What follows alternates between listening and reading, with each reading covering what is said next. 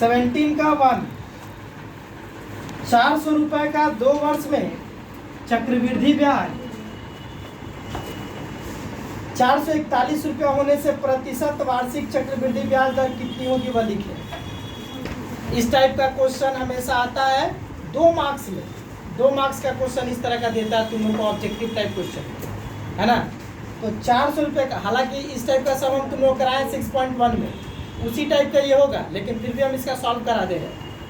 400 रुपये का 2 वर्ष में चक्रवृद्धि मिश्र धन 441 रुपया होने से प्रतिशत वार्षिक चक्रवृद्धि ब्याज दर कितनी होगी। मतलब 400 रुपया जमा किया गया 2 साल के लिए, तो बोल रहा है क्या कि 2 साल के बाद 400 रुपया हमको 2 साल के बाद 441 रुपया दिख रहा है। मतलब 400 रुपया जमा किया और 2 साल के बाद हमको 441 रुपया मिल रहा। मतलब 441 रुपया ये जो हमको मिला, ये क्या हमको ब्याज के रूप में मिला, ये मिश्रधन के रूप में मिला। वो हमको मिश्रधन बोल भी दिया कि चक्रवृद्धि मिश्रधन 441 रुपया है। तो बोल रहा क्या, तो बताओ चक्रवृद्धि ब्याज दर कितनी होगी। मतलब ब्याज की दर हमको निकालनी है कि किस दर से ब्याज दे रहा था।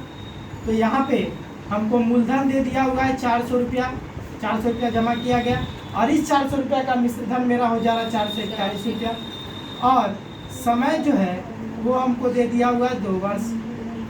2 वर्ष दे दिया है, हमको आर निकालना है। देखो हम तुम लोग को बोले थे कि चक्रवृद्धि ब्याज वाले चैप्टर में सिर्फ हम लोग को 2 ही फार्मूला पता है, एक ए और एक सी आई, यही 2। अगर ये 2 फार्मूला पता है ना, लेकिन हम यहाँ पे पी को निकालने का या एन को निकालने का या आर को निकालने का कोई फार्मूला नहीं दिए, सिर्फ यही 2 फार्मूला दिए हैं। तो अगर ये 2 अगर तुमसे पूछता है तो डायरेक्ट फार्मूला हम लोग पुटअप करके उसमें जो जो जिसका मान दिया हुआ वो पुटअप करके हम लोग मान निकाल सकते हैं।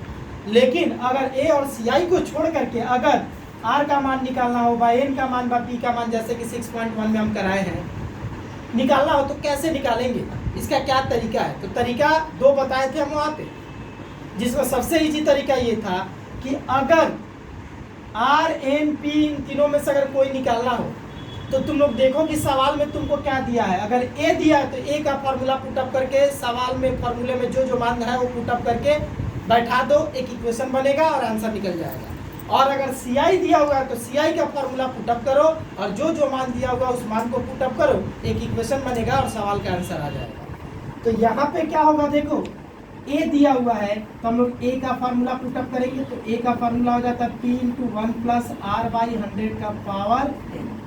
तो ए का मान कितना हो जाएगा 441, पी का मान 400 इंटू 1 प्लस आर निकालना है बाई 100, एन की जगह पे 2। तो ये 441 है ना, ये 400 जो यहाँ पे इंटू कर रहा है इधर आकर के डिवाइड कर जाएगा, इस तरफ भेज दे रहा है क्योंकि आर का मान निकालना है। आर का मान निकालने के लिए सबको धीरे धीरे इस तरफ भेजा ही जाता है।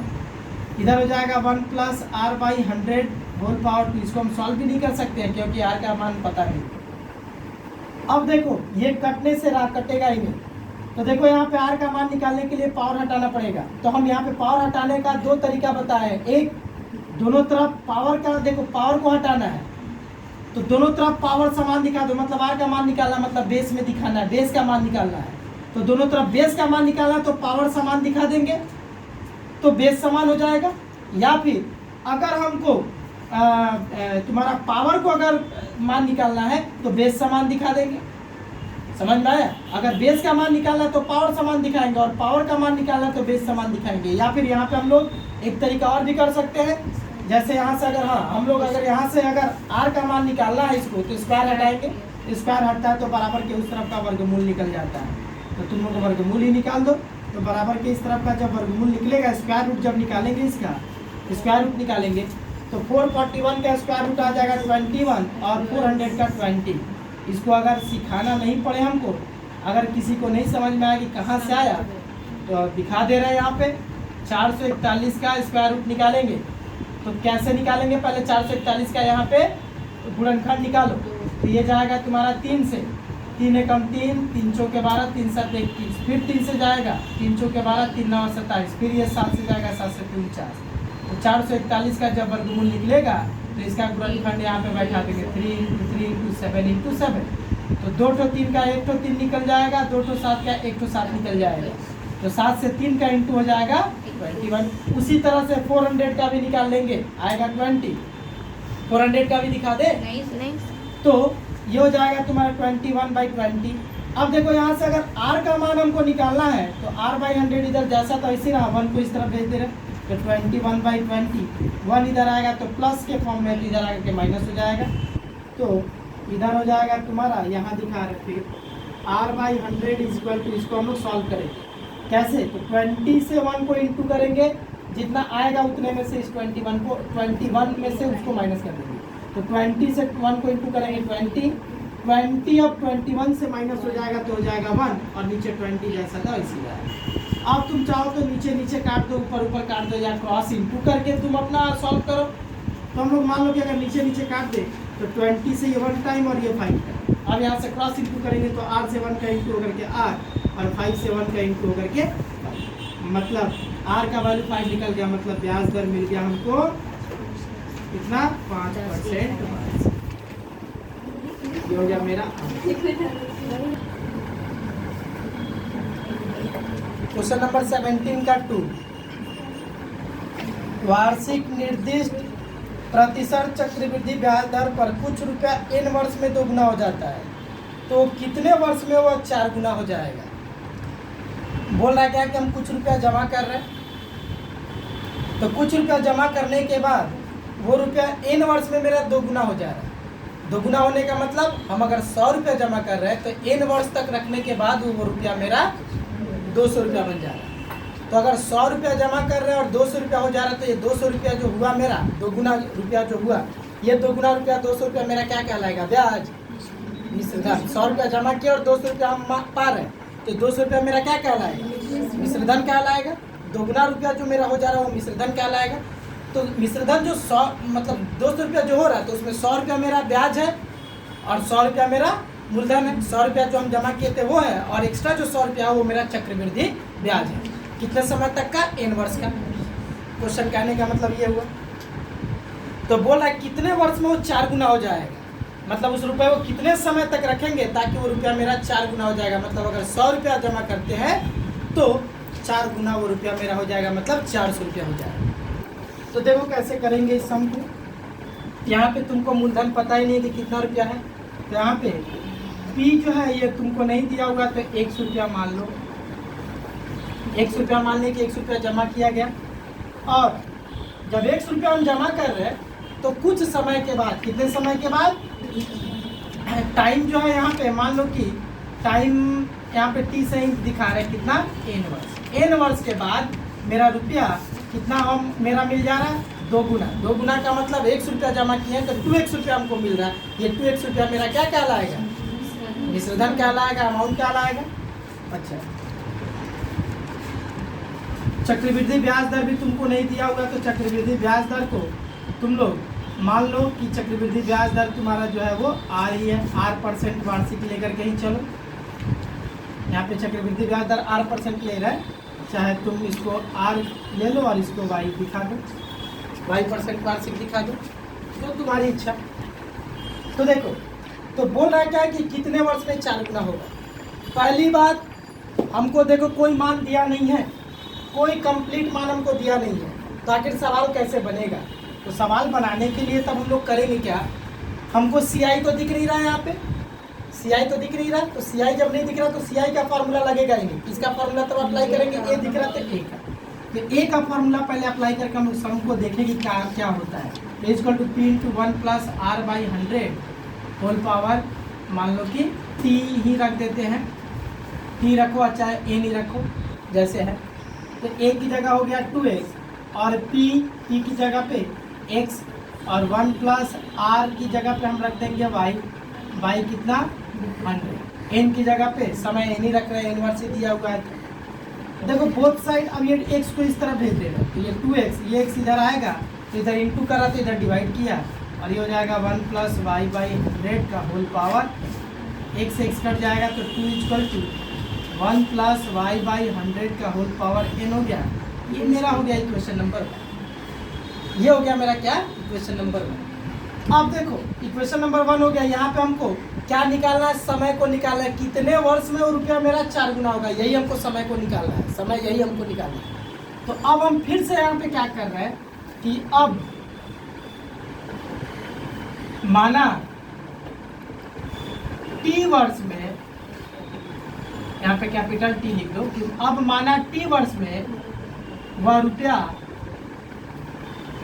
क्या हो जाएगा, 4 गुना हो जाएगा। बोला है ना टी वर्ष में रुपया कितना हो जाएगा, 4 गुना। मतलब पूछा ही कितने वर्ष में रुपया 4 गुना हो जाएगा, तो मान लिया हमको कुछ पता ही नहीं है, तो मान लिया कि माना टी वर्ष में रुपया मेरा क्या हो जाएगा, 4 गुना हो जाएगा। तो 4 गुना होने का मतलब क्या हुआ, 4 गुना होने का मतलब ये हुआ कि अगर मेरा मूलधन 100 रुपया था, है ना, तो टी वर्ष के बाद, मतलब समय जो है वो तुम्हारा टी वर्ष के बाद मेरा जो 4 गुना जो रुपया बन जा रहा, मतलब 100 रुपया अगर जमा किए हैं तो 4 गुना टी वर्ष के बाद हमको मिल जा रहा, मतलब 4x रुपया जो मिल जा रहा, 4x रुपया, ये 4x जो तुम्हारा आ जा रहा है, ये क्या बनेगा, विसर्जन बनेगा, है ना। और ब्याज दर जो है, ब्याज दर वो तुम्हारा क्या रहेगा, y% वार्षिक ही रहेगा, मतलब उसी ब्याज दर से, ब्याज दर चेंज नहीं हो रहा, उसी ब्याज दर से। तो बोला कितने समय में ये रुपया तुम्हारा कितना हो जाएगा, 4 गुना हो जाएगा, उस समय को हमको निकालना है। तो फिर से जब हम लोग एक नया डाटा पाए, तो इस नए डाटा में देखो तुमको फिर कुछ मान नहीं दिया हुआ है, ए दिख रहा है, CI तो हमको निकालना है नहीं, अगर ए दिख रहा है तो ए से ही फार्मूला निकाल लेंगे। तो क्या करेंगे, ए का ही फार्मूला यहाँ पे पुटअप करेंगे, तो A = P × 1 + R/100। चाहे तुम फार्मूला पुटअप मत करो, एक बार फार्मूला तुम यहाँ पे पुटअप कर चुके हो, तो उसी फार्मूले से दोबारा तुम पुटअप करो। एक बार ए का फार्मूला ये था, तो यहाँ पे बस वैल्यू को पुटअप कर दो। ए की जगह पे क्या हो जाएगा, 4x, फिर P की जगह पे x, 1 + R की जगह पे क्या हो जाएगा, y/100 होल पावर n। तो n की जगह पे यहाँ पे क्या बैठा देंगे, t, क्योंकि t वर्ष माने है ना, यहाँ पे कितने वर्ष में हो जा रहा 4 गुना रुपया, t वर्ष में, तो t वर्ष माने हैं। तो अब देखो ये 4x, ये जो x इधर इनटू करा, इधर आकर डिवाइड किया, तो 1 + y/100 पावर t, जैसा था वैसे रखे, ये x मेरा कट गया और बच गया सिर्फ 4। अब यहाँ पे समझ में नहीं आ रहा कि अब हम लोग मान कैसे निकालेंगे, किसका मान निकालना है, इसका, मतलब पावर का मान निकालने के लिए किसको हम लोग बराबर दिखाते हैं, बेस को बराबर दिखाएंगे। तो इसका बेस क्या है, 1 + y/100। अगर हम लोग बराबर के इस तरफ भी 1 + y/100 वाला बेस अगर हम लोग दिखा दे, तो आंसर मेरा हो जाएगा। तो देखो क्या करेंगे, ये 4 जो है, इस 4 को हम लोग 2 का स्क्वायर लिख देंगे, तो कोई दिक्कत है नहीं है। क्यों हम ऐसा किए, अभी तुमको समझ में आ जाएगा। ये होल पावर t, ये 2 का स्क्वायर है ना, देखो इक्वेशन नंबर 1 में 2 का मान दिया हुआ है, इक्वेशन नंबर 1 में जो अंदर 2 दिख रहा है, इस 2 का मान हमको दिया हुआ है यहाँ पे 1 + y/100 पावर। तो हम क्या किए, इस 2 की जगह पे ये मान पुटअप कर दिए, 1 + y/100, है ना, पावर n, और इसका होल पावर यहाँ पे 2 था, तो वो 2 का मान ये पूरा का पूरा बैठ गया, होल पावर 2 था तो वो बैठ गया, = 1 + y/100 होल पावर t। हम ऐसा क्यों किए, अभी बताए कि इस t का मान अगर निकालना है, तो इधर पे बेस जो दिख रहा है, इधर भी वही बेस दिखाना होगा। तो वही बेस दिखाने के लिए 4 को 2 का स्क्वायर किया, और इस 2 की जगह पे सेम यही बेस वाला मान यहाँ पे 2 का मान दिया हुआ है, यहाँ पे लिख दिए, और ब्रैकेट में लिख देंगे कि ये जो विचित्र काम हम लोग किए, ये विचित्र काम इक्वेशन नंबर 1 से हुआ। आई बात समझ में। तो क्या होगा, अब देखो इस ब्रैकेट को फिर इधर पे हम ब्रेक कर रहे हैं, ये ब्रैकेट अब टूटेगा, तो 1 + y/100 होल पावर क्या हो जाएगा, देखो ये पावर और ये पावर दोनों इंटू कर जाता है, तो दोनों इंटू करेगा तो 2n, जब ब्रैकेट टूटेगा तो पावर दोनों इंटू कर जाएगा, = इधर हो जाएगा 1 + y/100 का होल पावर t। देखो तो दोनों तरफ बेस समान हो गया, जब बेस समान हो गया तो पावर भी समान, मतलब 2n = t। हम क्या माने थे कि t वर्ष में मेरा रुपया 4 गुना होगा, उस t का मान कितना निकल के आया, 2n। इसका मतलब अगर 2 गुना हो रहा है n वर्ष में, तो 4 गुना हो जाएगा 2n वर्ष में। तो लिखेंगे कि इसलिए 2n वर्ष में रुपया 4 गुना होगा। 17 का 3, वार्षिक 5% चक्रवृद्धि ब्याज दर पर कुछ रुपया का 2 वर्ष का चक्रवृद्धि ब्याज 615 रुपया हो तो मूलधन निर्णय करें। हाँ फिर बता दे रहे, देखो बोल रहा है क्या, वार्षिक 5% चक्रवृद्धि ब्याज दर पर कुछ रुपया का 2 वर्ष का चक्रवृद्धि ब्याज 615 रुपया है। मतलब कुछ रुपया जमा किया गया, कितना जमा किया गया ये पता नहीं है, कुछ रुपया बस जमा किया गया 2 वर्ष तक के लिए। तो 2 वर्ष तक के लिए जमा किया गया वो रुपया, तो रुपया चक्रवृद्धि ब्याज उसका कितना हमको दिख रहा, 615 रुपया। 2 वर्ष के बाद उसका चक्रवृद्धि ब्याज 615 रुपया दिख रहा। तो बोला तो बताओ कितना रुपया जमा किया गया था, मतलब मूलधन कितना था। तो यहाँ पे मूलधन हमसे पूछ रहा, हम 100 रुपया मान लिए 100 रुपया।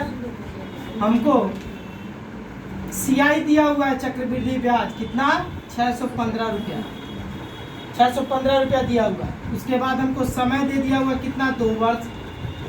चक्रवृद्धि ब्याज दर भी दे दिया हुआ 5% वार्षिक। तो देखो हमको निकालना क्या है, P को निकालना है, इस P को निकालना है। तो P को निकालना हो या N को निकालना हो या R को निकालना हो, इन तीनों का कोई फार्मूला नहीं दिया, सिर्फ फार्मूला पता है तो A और CI का। तो तुम लोग को बोले थे कि अगर सवाल में A दिया तो A का फार्मूला पुटअप करो, CI दिया है तो CI का फार्मूला पुटअप करो। तो क्या दिया है, CI। तो CI का यहाँ पे फार्मूला पुटअप करेंगे तो तुम लोग को बताया है कि CI का जो फार्मूला होता है वो P × 1 + R/100 का पावर N-P होता है। अब तुम कहोगे कि सर ये फार्मूला नहीं दिए, मिश्रधन है ये, इस मिश्रधन में से मूलधन को अगर माइनस कर देंगे तो ब्याज ही बचेगा, चक्रवृद्धि ब्याज। तो अब CI का मान है 615, पुटअप कर दो। P का मान निकालना है 1 है, पुटअप कर दिए। 1 + R, R का मान 5/100 होल पावर N की जगह 2 माइनस P की जगह पे हम लोग x लेट किए हैं तो x बैठा देंगे। अब देखो यहाँ पे ये हो जाएगा 615 = x। यहाँ पे अब 100 से 1 को इंटू कर दोगे तो हो जाएगा 100 में ये 5 जुट जाएगा तो हो जाएगा 105/100 होल पावर 2 माइनस। क्लियर हुआ। अगर तुम चाहो तो इसको काट भी सकते, क्योंकि ज़्यादा लंबा ये सम है नहीं, कोई लंबा कोई बड़ा डिजिट नहीं है, तो तुम काट भी सकते हो। अगर काट दो तो भी ठीक रहेगा। तो मान लो कि 5 से 1 बार में कट गया और ये 20 बार में कट गया, तो इसको डायरेक्ट अगर हम लोग सॉल्व करते हैं तो 20 से 1 का इंटू कर देंगे तो 20 में ये 1 जुट जाएगा तो हो जाएगा 21/20, इसका होल स्क्वायर माइनस x। 615 = ये x, ये देखो क्या हो जाएगा, 21 का स्क्वायर हो जाएगा 441 और 20 का स्क्वायर हो जाएगा 400। 21 का स्क्वायर मतलब 21 का 2 बार गुणा और 20 का स्क्वायर मतलब 20 का 2 बार गुणा कर दो, आ जाएगा। फिर माइनस x, ये 615 = ये दोनों अगर इंटू करेगा तो हो जाएगा 441 x/400, x सिर्फ ऊपर ही इंटू करेगा और माइनस x, तो हो जाएगा 615 = क्या होगा यहाँ पे। अब देखो तो यहाँ पे अब 400 से इसको इंटू कर देंगे, जितना आएगा उतने को 441x से माइनस कर देंगे, तो इससे इसको इंटू करेंगे तो 400x हो जाएगा और 400x इससे माइनस करेगा तो हो जाएगा 41x/400 जैसा था इसी का। अब यहाँ से इसका मान निकालने के लिए, x का मान निकालने के लिए क्रॉस इंटू कर दो। मान लो इसके नीचे 1 है, ये 1 41x से इंटू करेगा तो हो जाएगा 41x। 615 से 400 का इंटू होगा तो हो जाएगा 615 × 400। फिर x का मान निकलेगा तो 615 × 400 जैसा था वैसी रहा। ये 41 या x के साथ इंटू कर रहा तो इधर आकर के डिवाइड करेगा। अब ये कटेगा कितनी बार में, तो देखो ये 41 से डायरेक्ट कटेगा तुम्हारा, 41 से ये 1 बार में, फिर 5 बार में, 15 बार में कटेगा। तो x = कितना है, 15 × 4 = 60 मतलब 6000 इंटू कर दे 6000, मतलब मूलधन कितना था, तो मूलधन था मेरा 6000। 8% कमी होने से n वर्ष बाद किसी मशीन का मूल्य भी रुपया हो तो n वर्ष पूर्व मशीन का मूल्य कितना था उसे निर्णय करें। बोल रहा है क्या कि प्रति वर्ष 8% कमी होने से, मतलब हर एक वर्ष किसी मशीन के मूल्य में 8% की कमी हो रही है, 5% हो 10% हो, तो यहाँ पे 8% बताया कि 8% की कमी हो रही है। n वर्ष के बाद कमी होते होते n वर्ष के बाद उस मशीन का मूल्य भी रुपया देखा गया है। तो बोल रहा है क्या, n वर्ष पूर्व मशीन का मूल्य कितना था, मतलब पूर्व मतलब पहले, n वर्ष पहले उस मशीन का दाम कितना था। तो देखो n वर्ष पूर्व मशीन का मूल्य कितना था, मतलब तुमको भूतकाल का पूछा कि भविष्यकाल का, भूतकाल का, तो बताए थे ना कि अगर भविष्यकाल का पूछेगा तो डायरेक्ट फॉर्मूले को यूज करेंगे और फॉर्मूले में जो दिया हुआ मान p की जगह पे डायरेक्ट बैठा करके r की जगह पे n की जगह पे बैठा करके सम को बना लेंगे। लेकिन अगर भूतकाल का पूछता है तो जो पूछ रहा है उसको मानेंगे और जो दिया हुआ है ना p की जगह पे, उसको p की जगह पे नहीं बल्कि उसको a की जगह पे बैठाएंगे और p की जगह पे मान करके हम लोग सबको बनाएंगे। तो मान लो कि माना एन वर्ष पूर्व मशीन का मूल्य कितना रुपया था, तो 100 रुपया था, ये मान लिए, ठीक है ना। तो कहने का मतलब ये हुआ कि देखो फार्मूला जो है तुम्हारा A=P × 1 + R/100 पावर t ही रखो।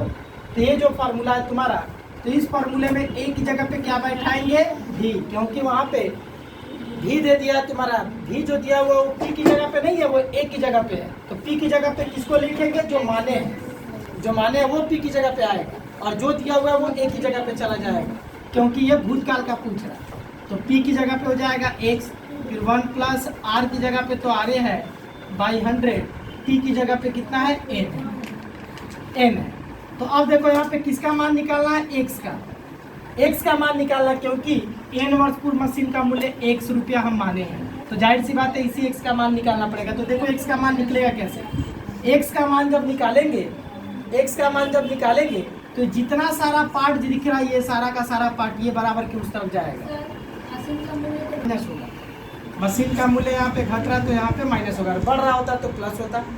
तो देखो यहाँ पे x का मान निकालेंगे, तो x का जब मान निकालेंगे तो ये जितना सारा पार्ट दिख रहा है बराबर के इस तरफ, ये बराबर के उस तरफ जाएगा। तो यहाँ पे x के साथ ये सारा इंटू कर रहा है तो बराबर के इस तरफ जाएगा, तो सब पार्ट इधर आकर के भाग करेगा, v/1 - R/100 का पावर n। अब देखो इसको क्या करेंगे, याद करो क्लास 9 में बताए थे लॉज ऑफ इंडिसेस। जब कोई संख्या को भिन्न के नीचे वाले मतलब हर से जब हम लोग अंश की ओर लेकर के जाते हैं, नीचे से ऊपर जब उठाते हैं, तो उसका पावर का साइन बस चेंज हो जाता है। ये भी जहाँ था वहीं रहा, 1 - R/100 नीचे से ऊपर जब जा रहा तो इसका पावर है n, इसका साइन बदल जाएगा, -n हो जाएगा। यही हो गया x, मतलब n वर्ष पूर्व उस मशीन का मूल्य कितना था, तो इतना था। तो लिख देंगे इसलिए n वर्ष पूर्व मशीन का मूल्य v × 1 - R/100 पावर -n।